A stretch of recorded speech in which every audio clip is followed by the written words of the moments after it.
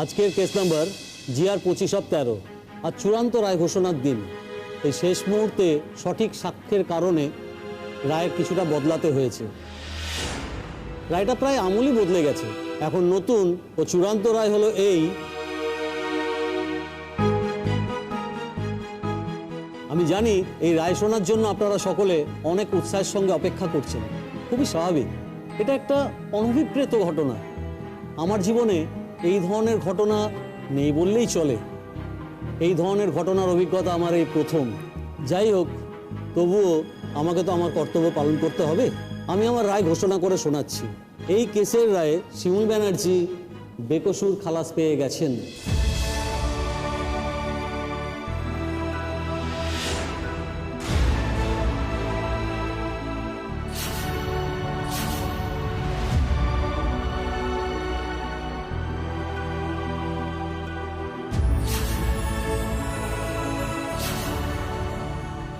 এবং শিমুল ব্যানার্জিকে মারতে চাওয়ার অপরাধে পলাশ ব্যানার্জি 7 বছরের সশ্রম কারাদণ্ডে দণ্ডিত হবে।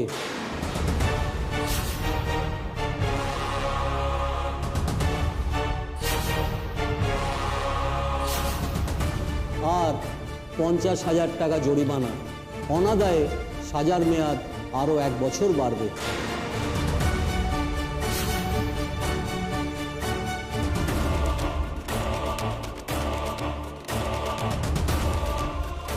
না, এটা হতে পারে না স্যার, এটা হতে পারে না। এই রায় পক্ষপাত আছে। আপনি ওর কথা শুনে রায় বদলাতে পারেন না। আমি কিচ্ছু করিনি, বিশ্বাস করুন। আমাকে ফাঁসানো হচ্ছে। আমি কিছু করিনি। আমাকে ছাড়ুন, আমাকে ছাড়ুন।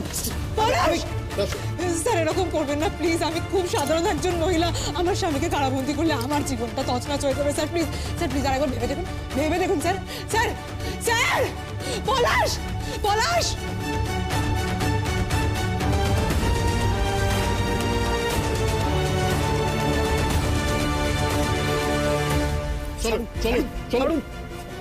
পলাশ, পলাশ আমি কিছু পলাশ কিছু করি।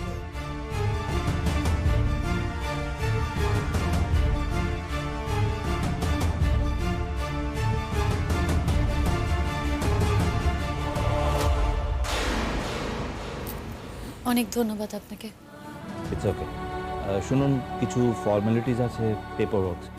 আপনারা প্লিজ বাইরে আসুন, আমি রেডি করছি।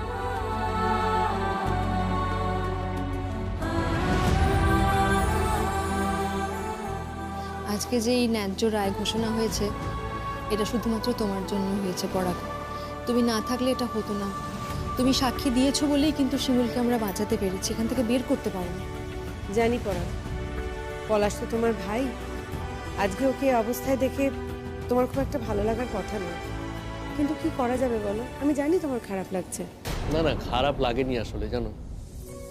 বরং আমার মনে হয়েছে এই যে ওর 7টা বছর জেলে কাটাবে, আমার মনে হচ্ছে জেল থেকে ফিরে এলেও বুঝতে পারবে যে আসলে মানুষের ক্ষতি করার মধ্যে নয়, মানুষের উপকার করার মধ্যেই জীবনের সার্থকতা। দাদা হিসেবে তখনই আমি খানিকটা শান্তি পাবো। সত্যি কথাই তো, দেখো, মানুষ এমনি তো এই কথাগুলো বুঝতে পারে না। আমার মনে হয় এই জেলে যে 7টা বছরও কাটাবে, তাতে ওর মানসিক অনেক পরিবর্তন আসবে। তখন এই রিয়েলাইজেশনটা ওর হবে। তখনই ও বুঝতে পারবে যে আসলে কাছের মানুষের থেকে আপন কেউ হয় না। সেই জন্য কাছের মানুষের ক্ষতি করার মধ্যে কোনো আনন্দ নেই, বরং সবাইকে নিয়ে চলার মধ্যেই আনন্দ আছে। সেই কারণেই বলছি যে আমার যে সত্যিই খুব একটা খারাপ লাগছে এরকমটা কিন্তু নয়। হ্যাটস অফ তোমাকে। তুমি যেভাবে শিমুলের পাশে এসে দাঁড়ালে, আমরা তো সত্যিই ভাবতে পারিনি। আসলে তা নয়, জানো তো, এটাই তো আমার করার কথা, এটাই তো স্বাভাবিক। হ্যাঁ, আমি এতদিন ওর পাশে এসে দাঁড়াতে পারিনি, সেই জন্য হয়তো তোমাদের মনে হচ্ছে যে ব্যাপারটা খুব অস্বাভাবিক। তা তো নয়। দেখো সুচরিতা বৌদি, আমি তো অগ্নি সাক্ষী করে ওকে বিয়ে করেছিলাম, ফলে ওর পাশে সবার আগে আমারই দাঁড়ানোর কথা। এতদিন আমি সেই কাজটা করতে পারিনি, এখন আমি বুঝতে পেরেছি। সেই কারণে আমি নিজেকে সংশোধন করে ওর পাশে এসে দাঁড়ানোর চেষ্টা করছি। এত কিছুর পরে দেখো, আমি একবার অন্তত জীবনে ওর পাশে এসে দাঁড়ালাম, সেটাকে এত বড় করে দেখার কিছু নেই। আর তোমরা যদি এরকমভাবে বলো তাহলে আমারই সত্যি খুব লজ্জা করবে। চলো এবার তাহলে আমরা বাইরে যাই, এখানেও তো ফাঁকা হয়ে গেছে। জানিস তো শিমুল, বাইরে কিন্তু পাড়ার লোকজন অপেক্ষা করছে। সবাই তো তোকে ভালোবাসে, তাই সবাই চলে এসছে এখানে। আচ্ছা শোনো না, বলছি তোমরা এসো ধীরে সুস্থে, আমি একটু আসছি, চলে আসবে এক্ষুনি। আয় তোরা। হ্যাঁ चलो ना शिमुल बाहर चलते हैं, सब ना इंतजार করছে, बहुत खुश হবে সবাই। সত্যি কথা বলতে কি, তোমাদের প্রতি না আমার কৃতজ্ঞতার কোনো শেষ নেই, জানো তো। তোমরা ইনফ্যাক্ট ওর জন্য যা যা করেছো, তার যদি এক অংশ আমি করতে পারতাম, তাহলে আমি নিজেকে ধন্য বলে মনে করতাম। থাক না, এখন আর এসব কথা বলতে হবে না।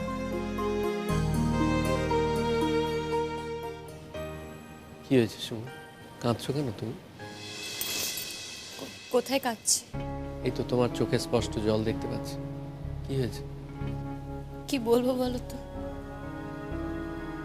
সত্যি খারাপ লাগছে জানো তো। নিজেরই তো দেওর, তার এই অবস্থা হলো, তাকে জেলে পাঠাতে হলো। বাড়িতে মা আছে, মাকে গিয়ে কি বলবো বলো তো। কিন্তু সত্যি কথা বলো তো পরাগ, এখানে আমার কি করার ছিল? আমার তো সত্যি কিছু করার ছিল না। তুমি আর কি করবে সুমন, তোমার তো কিছু করার নেই। দেখো, মানুষ নিজে আগে বাঁচবে, তারপর তো অন্যকে বাঁচাবে। আর তাছাড়া আমি তো বললাম যে শাস্তিটাও পেয়েছে, এই যে জেলে 7টা বছরও কাটাবে, তাতে নিশ্চয়ই ওর মধ্যে একটা রিয়েলাইজেশন হবে।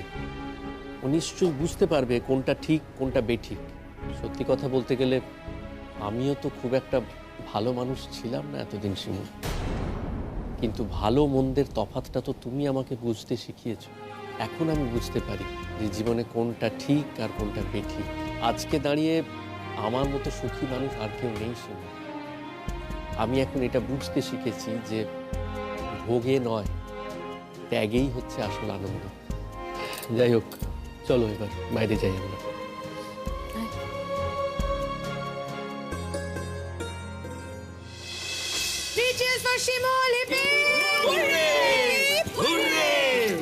কি শুরু করেছো বলো তো তোমরা? এক মিনিট একটু ধরো।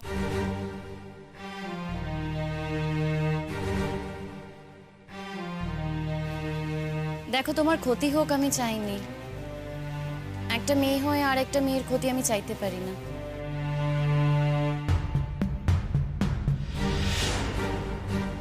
দয়া দেখাতে এসেছো? আমি কেন তোমাকে দয়া দেখাতে যাব? তোমার স্বামী যে অন্যায় করেছে সেই শাস্তি তো শিরোধার্য হয়ে গেছে, কোর্টের রায় বেরিয়ে গেছে, সেখানে তো আমার কিছু করার থাকে না। আর দেখো প্রতীক্ষা, তোমরা মনে মনে খুব ভালো করেই জানো যে আমি কোনো অন্যায় করিনি। আমার যদি শাস্তিও হতো তোমরা হয়তো খুশি হতে, তোমাদের ভালো লাগতো, কিন্তু সত্যিটা তোমরা জানতে। যেমন এটা সত্যি যে পলাশ অন্যায় করেছে, এটা তো মনে মনে তোমরা জানো, খুব ভালো করেই জানো। আর একটা কথা বলি, দেখো পলাশ যদি ভালোভাবে জেলে 7 বছর কাটায় তাহলে হয়তো ও অনেক আগেই ছাড়া পেয়ে যাবে। জীবন তো কখনো থেমে থাকে না, নতুন করে তোমরা আবার সংসার শুরু করতে পারবে। দয়া করে জ্ঞান দিতে এসো না। আমি তোমার সঙ্গে কথা বলতে চাই না, চাইও না। তুমি শুধু শুধু এই কথাগুলো বলে আমাকে কিন্তু বিরক্ত করছো। শিমুল, শিমুল, তুমি অকারণে কথা বলে সময় নষ্ট করছোই বা কেন? এত সাধু সেজে তুমি এখন নাটক করছো দাদা? সব ভুলে গেছো? প্রিয়াঙ্কার কথা মনে নেই? সবকিছুই আমার মনে আছে প্রতীক্ষা, আর মনে আছে বলেই এই সঠিক কাজটা আমি করতে পারলাম। তা না হলে আমার হয়তো ভুল হয়ে যেত। যাই হোক শিমুল, চলো আমাদের বাড়ি যেতে হবে। সত্যি বাবা, তোমার মতো মেয়ে বলে তাই এতগুলো কথা এখনো বলতে পারছো। লজ্জা করছে না না তোমার? देखो प्रतीक्षा, तुम अब क्या करोगी, कहाँ जाओगी, इसके बारे में सोचो। हाँ, वैसे तो तुम्हारे हस्बैंड नौकरी चले गए, क्या पहनोगी तुम, अब क्या खाओगी? और শিমুল के भरोसे में तो बिल्कुल भी मत रहना, এটা তো ওর जिम्मेदारी নয় না। তোমার হাজবেন্ডের जिम्मेदारी আছে তোমাকে খাওয়ানো। पर हाँ, শিমুল তো अब परागের নকরি भी জয়েন করে নিয়েছে, তো সব কিছু उसके ऊपर ही আছে। अब वही ডিসাইড করবে কি তোমাকে হেল্প করবে কি করবে না। শীর্ষা, তোমরা তো সবাই আমাকে চেনো, তোমরা খুব ভালো করেই জানো যে এটা আমি করতে পারবো না। ও যদি আজকে বাড়িতে যায় আমি ওকে ফিরিয়ে দিতে পারবো না, যতই ও আমার ক্ষতি করার চেষ্টা করে। আমি জানি আজকে ও কতটা হেল্পলেস। খাওয়া নিয়ে তুমি ভেবো না। আমি জানি তোমার চাকরি নেই, কোথাও নতুন করে চাকরিও পাবে না। আর আমি এটাও জানি আগামী দিনে তুমি যদি সুযোগ পাও ওই বাড়িকে তুমি আবার আমার ক্ষতি করার চেষ্টা করবে, আমাকে হয়তো মেরে ফেলারও চেষ্টা করবে। তবুও আমি তোমাকে বলবো তুমি ও বাড়িতে যেতে পারো। আর পারলে নিজেকে একটু বদলিও, দেখো তোমার শরীরে তো কোনো অনুতাপ আমি দেখতে পাচ্ছি না, আর মানুষের না বদলাতে টাকা পয়সা লাগে না, নিজেকে বদলাও প্রতীক্ষা। কাকে এতগুলো কথা বলছিস? চোরা না শুনে ধর্মের কাহিনী, অদ্ভুত। শিমুল, আমাদের বাড়ি যেতে হবে, চলো। এখন তোরা বাড়ি যা, আমরা বিকেলবেলা মিষ্টি টিষ্টি নিয়ে আসছি, ঠিক আছে? আরেকবার হয়ে যাক সবাই মিলে ginger for Shimul. Hip hip hurray, hip hip hurray, hip heap.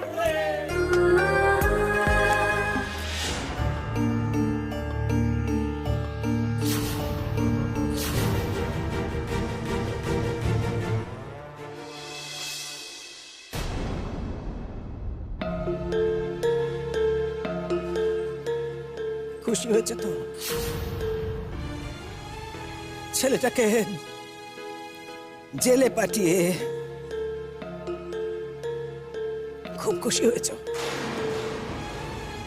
শেষ পর্যন্ত আর ছেলেটাকে জেলে পাঠিয়েছে। এই পরাগ,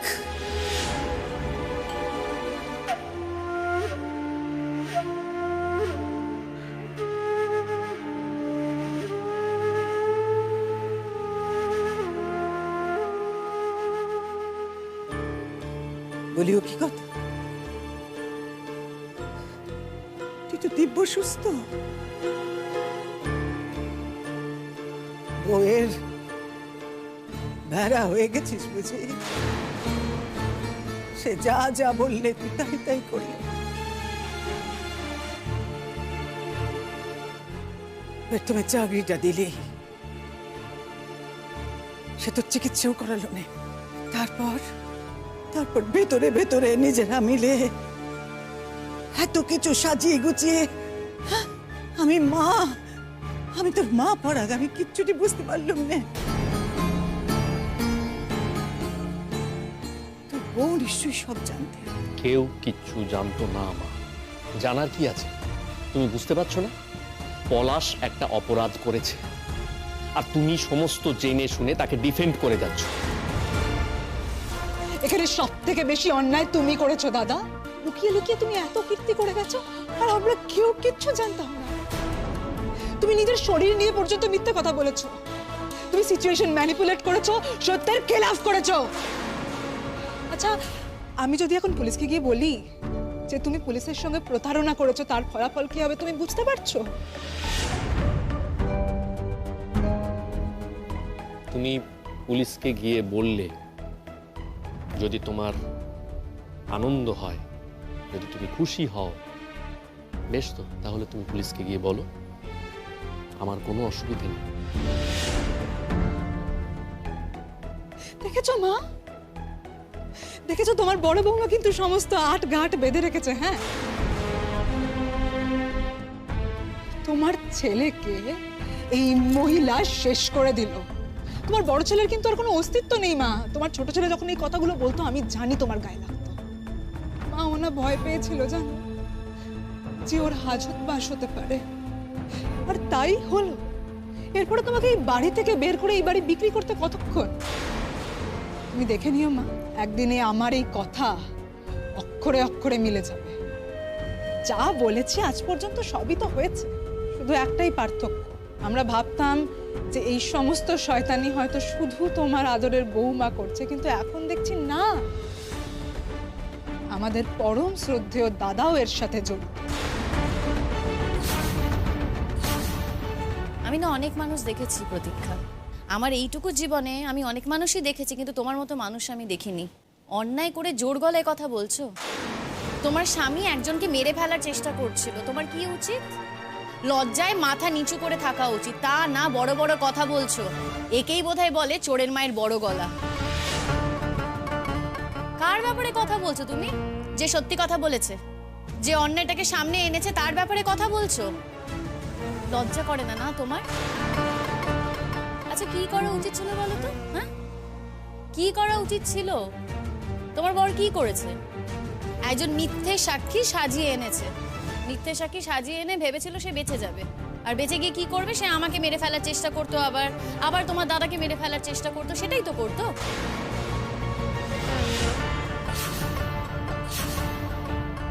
হয়তো অনেক কিছুই জানো না, কারণ তুমি কোর্টে যাওনি।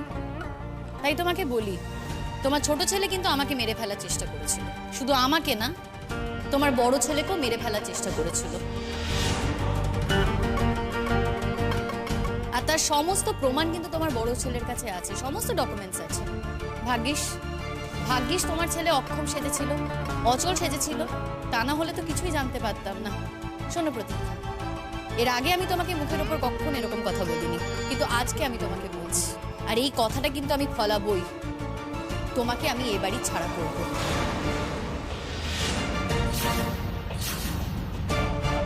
দেখেছো মা? দেখলো তো তুমি গলার কিরকম জোর বেড়েছে ওর? দেখেছি, চোখ যখন আছে সবই দেখতে পাচ্ছি, আর কান যখন আছে সবই তো শুনলুম। তোমার চোখ আছে মা, তুমি দেখতে পাও। আমার তো মনে হয় না তুমি কিছু দেখতে পাও। মা, যে তোমার বড় ছেলেকে খুন করতে চেয়েছে, তোমার ছেলের বউকে যে খুন করতে চেয়েছে, তুমি তাকে মাথায় তুলে রেখেছো, তাই না? যে ছেলে তোমাকে সারাটা জীবন দেখে গেল, যে বউ এই সংসারের জন্য এত কিছু করে যাচ্ছে, তার প্রতি কোনো মায়া নেই তোমার, কোনো দরদ নেই। এই সংসারটা তো দাঁড়িয়ে আছে শিমুলের জন্য না। উদয়াস্ত পরিশ্রম করে এই সংসারটা কেউ টিকিয়ে রেখেছে, তার কি কোনো মূল্য তোমার নেই? তুমি কার হয়ে লড়ে যাচ্ছ মা? পলাশের জন্য? যে ছেলে খুন করতে পারে তোমার, সেই ছেলের হয়ে তুমি লড়ে যাচ্ছ মা? আমি তো বলবো ভালো হয়েছে এই যে পলাশ একটা শাস্তি পেয়েছে, ও যে জেলে গেছে, ও জেল থেকে ফিরে এসে যদি একটা অন্য মানুষ হয়ে ওঠে, ওর ভেতরে সেই রিয়েলাইজেশনটা যদি হয় মা, তাহলেই একমাত্র ও সঠিক মানুষ হয়ে উঠবে, আর তাতে তোমার মাথা উঁচু হবে মা। সত্যি করে বলো তুমি, পলাশ আজকে যে আচরণগুলো করে চলেছে, তার জন্য কি সত্যি তুমি মাথা উঁচু করে ঘুরে বেড়াতে পারো? আর তোমার জন্য মা মাথা উঁচু করে চলতে পারতো তো দাদা? তুমি ঠিকই বলেছো প্রতীক্ষা, আমিও এমন কিছু কাজ করেছি একটা সময়, যে কারণে আমার মা মাথা উঁচু করে হাঁটা চলা করতে পারেনি। ঠিকই বলেছো, কিন্তু প্রতীক্ষা এটাও সত্যি যে সেই মানুষটা এখন কিন্তু আর নেই, সেই মানুষটা এখন অতীত। আমি এটা বুঝতে শিখেছি প্রতীক্ষা, যে জীবনে সৎভাবে বেঁচে না থাকলে সেই জীবনের আসলে কোনো মূল্য নেই, এবং এটা আমি বুঝতে পেরেছি শিমুলের জন্য। কিন্তু তুমি কি করেছো বলো তো? তোমার স্বামীকে তুমি এতটুকু পাল্টাতে পারো না, কোনো পরিবর্তন আনতে পারোনি তার মধ্যে, একটুও বোঝাতে পারোনি তাকে। ও নিজেও সেটা বোঝেনি। ও যদি নিজে সেটা বুঝতো তাহলে স্বামীকেও বোঝাতো। উল্টে কি করেছে? একজন অসুস্থ অক্ষম মানুষকে মেরে ফেলার চেষ্টা করেছে। খাবারের মধ্যে বিষ মিশিয়ে তাকে মেরে ফেলার চেষ্টা করেছে সে। খাবারের মধ্যে বিষ মানে? কি প্রমাণ আছে তোমার কাছে যে আমরা খাবারের মধ্যে বিষ মিশিয়েছি? প্রমাণের কথা বলছো? ওই ক্লিপটা কি যথেষ্ট নয়? তোমার কিছু হয়নি, তুমি কিন্তু বেঁচে গেছো, কিন্তু এখন যদি আমি বিষয়টা খোঁচাই তাহলে বুঝতে পারছো তো তোমার কি হবে। তাই তোমাকে বলছি প্রতীক্ষা, ব্যাপারটা না ঘেটো না। তোমার স্বামী তো এখন জেলে, চাকরি করো না, কিচ্ছু করো না, তাই তোমাকে এখন আমাদের ভরসাতেই চলতে হবে। তাই এই বাড়িতে যদি তোমাকে থাকতে হয়, আমার শর্তেই থাকতে হবে।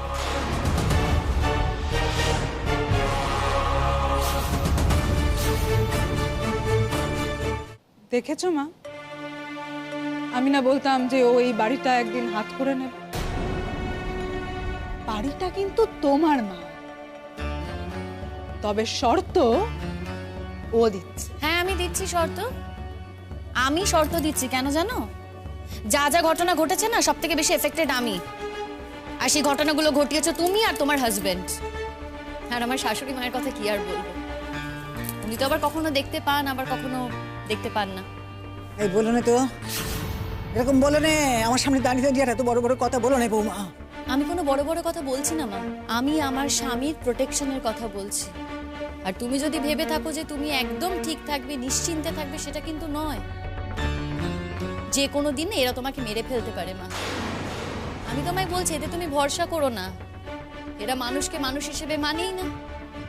দুধ কলা দিয়ে না কালসাপ পুষ্ট। আমার কথাটা শোনো মা, এখনো সময় আছে। ও ওকে এ বাড়িতে রেখো না। ওর যদি টাকা পয়সার দরকার হয় আমি পাঠিয়ে দেবো, ওর খাওয়া দাওয়ার যা খরচা হয় আমি সব দিয়ে দেবো। আমার কথাটা শোনো প্লিজ, ওকে ওর বাড়ি পাঠিয়ে দাও। বুঝলাম। আর বেশি কথা কি, আমার সংসার সে তো এখন চলবে তোমার কথায় না? না না, আমার কথাই চলবে কেন? এতদিন তো তোমার কথাই চলেছে, তাই এই অবস্থা। এখনো তোমার কথাই চলুক, দেখো কি অবস্থা হয়। মা, একটা খুব সহজ কথা আমি তোমাকে বোঝাবার চেষ্টা করছি। তোমার ছোট ছেলে যে কিনা তোমার বড় ছেলেকে খুন করার চেষ্টা করেছে, তাকে এখন তুমি সাপোর্ট করে যাচ্ছ, তাকে তুমি মাথায় তুলে বসিয়ে রেখেছো। আর বউয়ের কথা কি বলবো বলো? বউ তো কোনোদিনই আপন হয় না মানুষের। বউ চিরকাল পরই থাকে। সে যতই যাই করুক না কেন সংসারের জন্য, সে কখনোই আপন হয় না। এই যে শিমুল, সে তো প্রাণপাত করেছে না, সমস্ত কিছু করেছে এই সংসারের জন্য। তুমি ভেবে দেখো তো একবার, তোমার মেয়ের সংসারটা সে সাজিয়ে দিয়েছে, এই সংসারের জন্য সমস্ত কিছু করেছে, তোমার প্রয়োজনে অপ্রয়োজনে তোমার পাশে দাঁড়িয়েছে, যতটা সম্ভব তার থেকে বেশি দিয়ে সাহায্য করেছে তোমাকে। অথচ তুমি কি করছো? তোমার খুনি ছেলের পক্ষ নিয়ে তুমি কথা বলে যাচ্ছ না। আসলে কি বলো তো, তুমি তোমার সন্তানদেরকে ঠিকমতো শাসনই করতে পারোনি, সেই জন্যেই আজকে এই অবস্থাটা হয়ে দাঁড়িয়েছে। যাকে যে সময় শাসন করার কথা তুমি তাকে সেই সময় শাসনটা করোনি, আর যাকে শাসন করার কথা নয় অকারণে তাকে শাসন করে গেছো। ছেলে মেয়ের মধ্যে তুমি বিভেদ তৈরি করেছো। মা, একটা কথা বলি তোমার, কথাটা বলতে আমার খুব খারাপ লাগছে। তোমার তো বয়স হয়েছে মা, তুমি কবে আর নিজেকে সংশোধন করবে বলো তো? কবে?